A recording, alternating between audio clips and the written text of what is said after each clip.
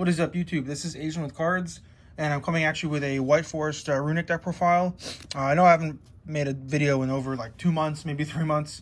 But yeah, I've just been super busy with work and like personal stuff, like social life, stuff like that.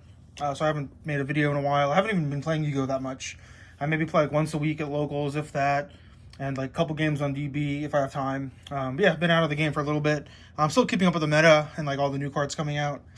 But yeah, so without further ado, profile this White Forest Runick deck. I like this deck a lot. It can pretty much play through like a lot of hand traps, except for that new like Max C from the extra deck. The Molcharmy card's pretty good against this deck. I've noticed like a lot of people, if they have it against this deck, it's pretty good because they draw like infinite cards. And the board you make is pretty good, but still, like, if they draw half their deck, they can draw it out. So yeah, this is the deck I'm playing for now. I think this is 41, 42 cards right now. And there's definitely some changes I'd make. I've been watching a lot of profiles on this deck. So there's definitely some changes I'd want to incorporate from those videos. Yeah, without further ado, guys, enough rambling. I'll get on with the list. Sorry again for not uploading a lot. Hopefully I'll try and upload every once in a while if I can. But yeah, so for the White Force cards, playing the triple LZ. And yeah, I'm trying to get these in QCR. So stay tuned for those. If I can find someone in my local area who has them for a good deal, I'll pick up 3 of these. But yeah, LZ's the level 2, summons itself. And they all have the effect, all the Whitewood monsters, or not the level 2, but yeah, the level 4 monsters have this cool effect engrave. But yeah, she's really good. She's the level 2 monster, so you can go into your level 6 synchros. So yeah, really good. Then I play 2 of each of the level 4s. I might bump these up to 3. I'm not sure which one, but I've seen a lot of people online playing like 3 of one and 2 of the other, so I might mess around with those ratios. And yeah, these are level 2 tuners, or level 4 tuners, so they match really well with Hugin, being able to go into level 6 synchros. And then in Grave, they can special summon themselves by shuffling a White Forest synchro from your grave or face up on the field. So it helps your guys dodge Imperm Veiler, targeting effects like that, and then helps you play in the late game. So, which is extra drives. Like if you get past like turn 3 or 4 and you're not dead, or your opponent has like infinite cards, you're a pretty good spot.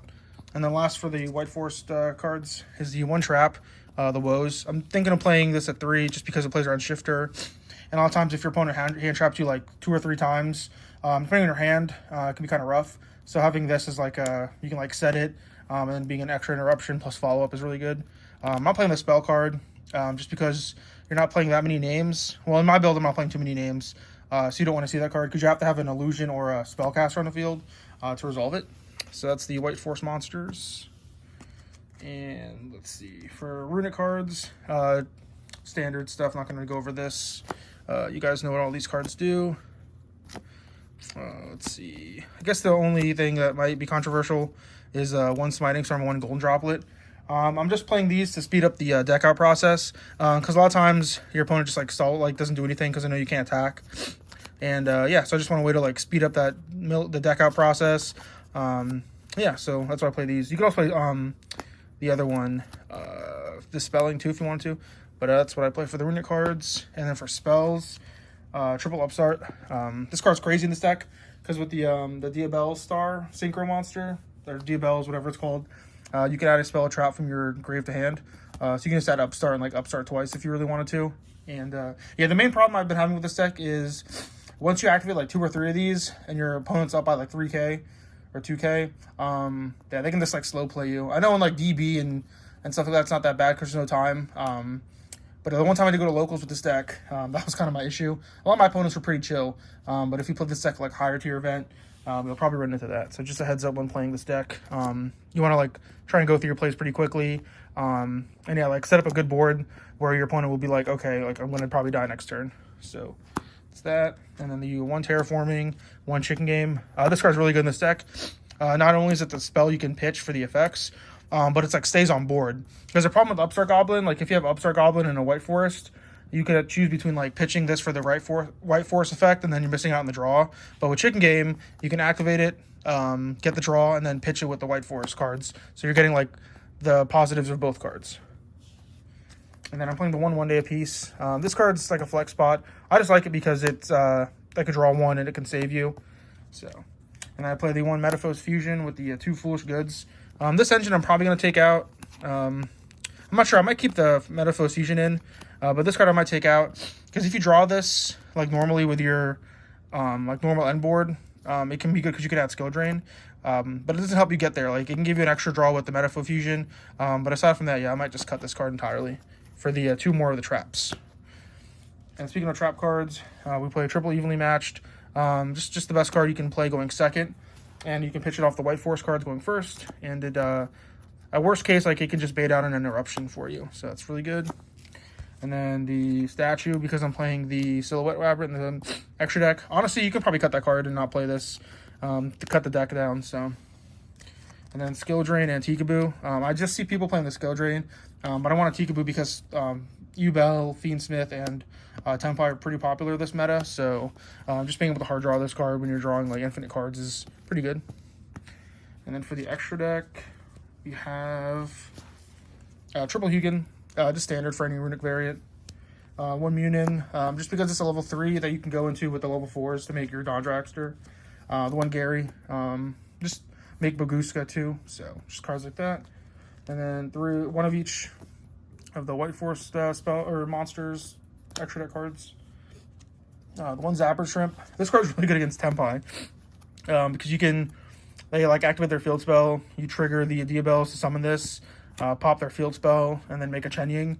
And then Chen Ying's really good against the Tempai, because unless they have to have like non-engine to like get around it, like they have to have Droplet or Imperm to get rid of that. And normally, if they did have Imperm, they'll probably use it on your turn.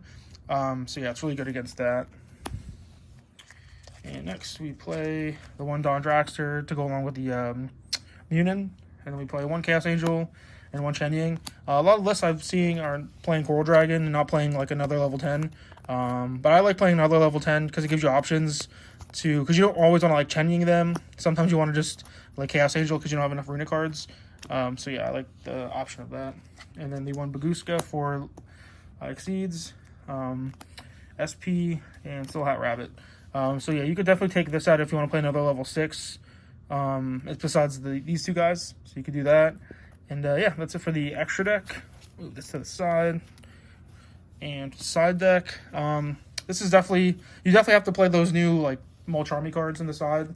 I just don't have them, and I don't know if I'm going to get them. But yeah, so you can definitely get those. I am playing the Spooky Dogwood. Yeah, you know what this card does. Very annoying, but you have to play like this. If you're playing Runick, you have to play this. Like, it doesn't matter what variant of Runick you're playing, you got to play that card, unfortunately.